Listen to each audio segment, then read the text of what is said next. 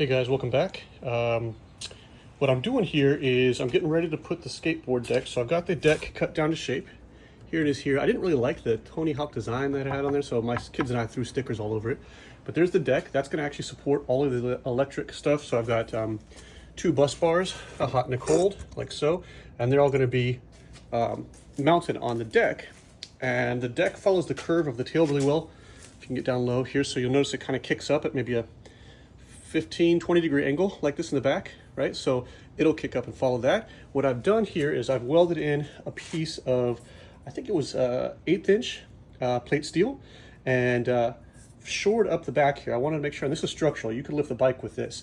So I wanted to make sure that the rigidity of this hoop stays good. This is probably overkill, to be honest with you, because you know, I've already welded the hoop into the back here. So I mean, like, the frame is rigid, but I didn't want to lose any rigidity when I cut this. I don't think it's an issue, as I said, but anyway. So I welded this plate steel in here, and because of where this is, it allows for me to stick the skateboard deck underneath here, right? I've drilled 2 holes that'll be the rear mounts. I just took the brackets and bent them in half like this. So the rear, these line up perfectly with these holes. So the rear, the seat will mount here in the rear, and then tuck just underneath the tank mount in the front. So that'll hold it down in the front. But what's nice about this is once I cut this out, rather, it'll free up a lot of space for those bars, those bus bars that I've got, that'll sit just under the seat like this.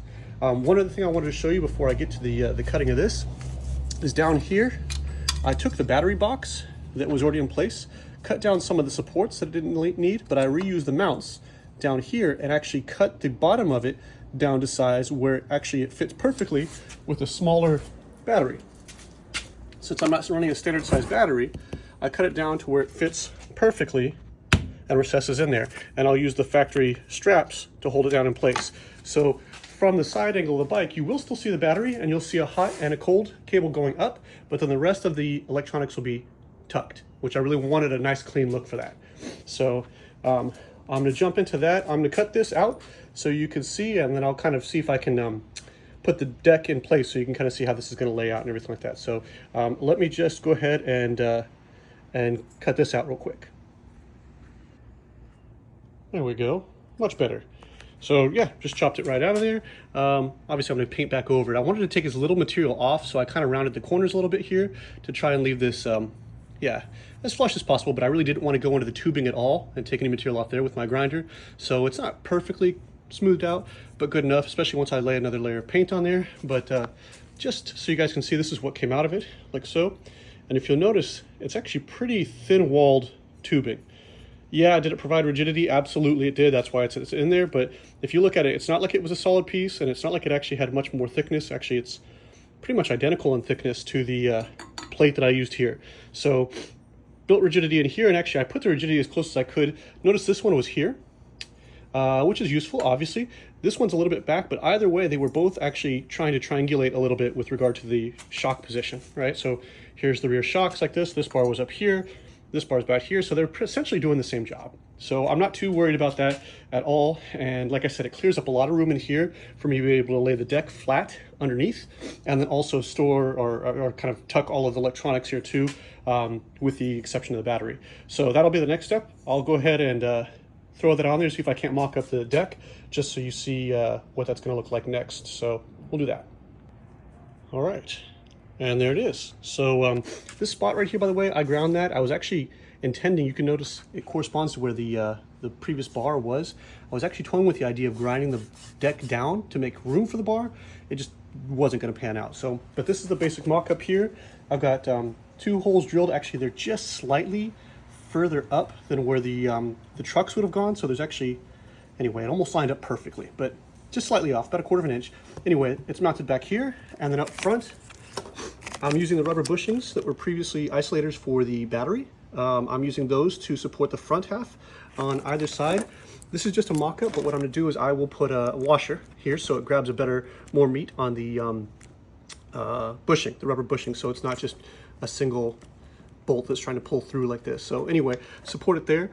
From the back, I think the profile looks pretty good, keeping in mind it's not fully tightened. It actually looks like crap on the video, but when it's fully tightened in, it'll actually rest, like there'll be no daylight between the deck and the tail. There is a little bit of shaving I need to do on the deck itself. Just here, it kind of touches where the welds are here, so I'll need to shave a little bit of the wood out on this side. This side I think is clean. It doesn't seem to be contacting, but I'll shave a little bit here. That'll help pull it up closer. And then what I'll do is, when I do the final cuts, I will actually cut it along the frame here, so it actually recesses fully into, because if you look at it from the side profile, it goes kind of flat here, and then it drops down because it actually can't rest within the frame because it's too wide. The frame itself actually narrows, so I believe right about here it's about 10 inches, and right up here it's about 7.5. I believe, I can't remember the measurements, but anyway, it kind of angles in. So I will cut the deck to match that so it fully recesses into the frame itself. But I'm actually really pleased. This, as I said, is just a dirty mock-up, but I think it's going to work pretty well. I'll use this base, as I said before, for the bars, the positive and negatives. I'll put the engine computer here, the ignition unit. I'll put it back here, probably in the tail, but all of it should fit very nicely under the seat. There's the seat upside down. But yeah, so that's where we are. Once I get these things mounted to this deck, the seat itself is ready to be mounted in. I've already got the bolts, the holes in there for that. Mount the seat, and then we got to see if this baby fires. I'm a little nervous, I got to tell you, but it does turn. I've actually, it does turn very freely, so it's fine. It doesn't leak a drop of oil. I've had it full of oil now for at least 2 months. Doesn't doesn't leak a drop, so that's a good thing too. I will be going through once the bike is running and checking for any gaskets that need to be replaced. I imagine I'll have to replace the valve gasket or the valve cover gasket at the top there, but we'll have a look. We'll have a look and everything like that. So yeah, hopefully one more video, maybe 2 more, and we'll hear this baby run. So as always, thanks for your support, and keep watching the channel.